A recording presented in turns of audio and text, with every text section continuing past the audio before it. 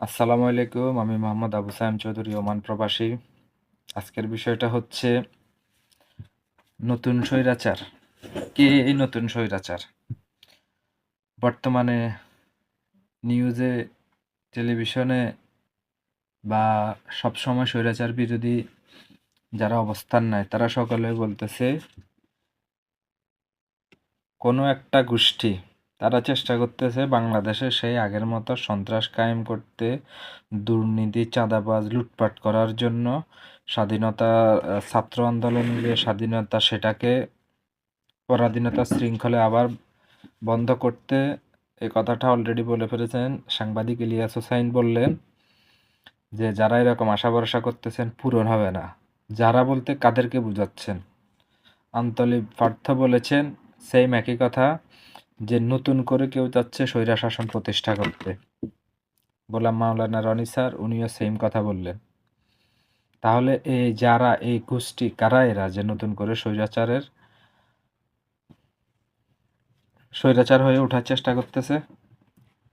ওই যাদের নামটা কেন কেউ বলতেছে না? তবে সেটা আমি স্পষ্ট ভাষায় বলতেছি, সেটা হচ্ছে বিএনপির নেতাকর্মীরা বর্তমানে চেষ্টা করতেছে সেই আওয়ামী লীগের মতো স্বৈরাচার প্রতিষ্ঠা করার জন্য। ছোট্ট একটা ভিডিও দেখুন আপনারা। কৃষিবিদদের জন্য গড়া প্রতিষ্ঠান কৃষিবিদ ইনস্টিটিউশন, অথচ এই প্রতিষ্ঠানের ভবন দখল নিয়ে রীতিমতো নিজেদের রাজনৈতিক কার্যালয় বানিয়ে ফেলেছে বিএনপির দুই নেতা। শুধু দখলই নয়, বিভিন্ন ব্যক্তি ও প্রতিষ্ঠানের কাছ থেকে চাঁদা নেয়ারও অভিযোগ উঠেছে তাদের বিরুদ্ধে। বিষয়টির ঘোর প্রতিবাদ জানিয়েছে বৈষম্য বিরোধী ছাত্র আন্দোলনের সমন্বয়করা, যদিও অভিযোগ অস্বীকার করেন অভিযুক্ত দুই নেতা। বিশ্বমানের থার্মিক্স রড, সালাম স্টিল থার্মিক্স, দেশের একমাত্র থার্মিক্স রড। কৃষিবিদ ইনস্টিটিউশনের ডরমিটরি এটি। সাধারণ কৃষিবিদরা ঢাকার বাইরে থেকে আসলে স্বল্প খরচে থাকেন এখানেই। কিন্তু ছাত্র জনতার বিপ্লবের পরই সেই চিত্র পাল্টে গেছে, হয়ে উঠেছে রাজনৈতিক ব্যক্তিদের অফিস।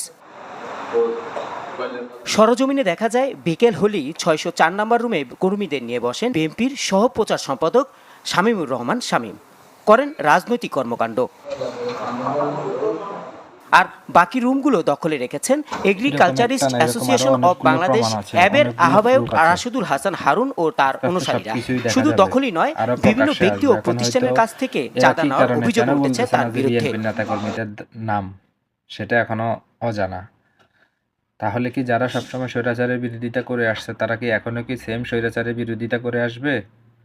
ছাত্রদের যে আন্দোলন করে যে স্বাধীনতা অর্জন করেছে, ছাত্র সমাজ কি সেই আন্দোলনের সেই স্বাধীনতা রক্ষা করতে পারবে, নাকি সেটা মিথ্যা স্বপ্ন? ছাত্র আন্দোলনের অনেক সমন্বয়কে সেম কথাগুলো বলেছে যে এখন আর একটা গোষ্ঠী বা আরেক শ্রেণীর মানুষ তারা আবার নতুন করে দেশে স্বৈরাচার প্রতিষ্ঠা করার চেষ্টা করতেছে, কিন্তু তারাও কিন্তু কোনো নাম বলেনি। তাহলে কি দেশে নতুন করে আবার এই স্বৈরা শাসনই প্রতিষ্ঠিত হয়ে যাবে, নাকি এর অবসান হবে? তার কারণ হচ্ছে বিভিন্ন জায়গাতে এখন থেকে চাঁদাবাজি, টেন্ডারবাজি চলতেছে। সেটা তাও চাঁদা নেওয়ার সময় এভাবে বলতেছে যে তত্ত্বাবধায়ক সরকার কয়দিন, পরবর্তী তো আমরাই।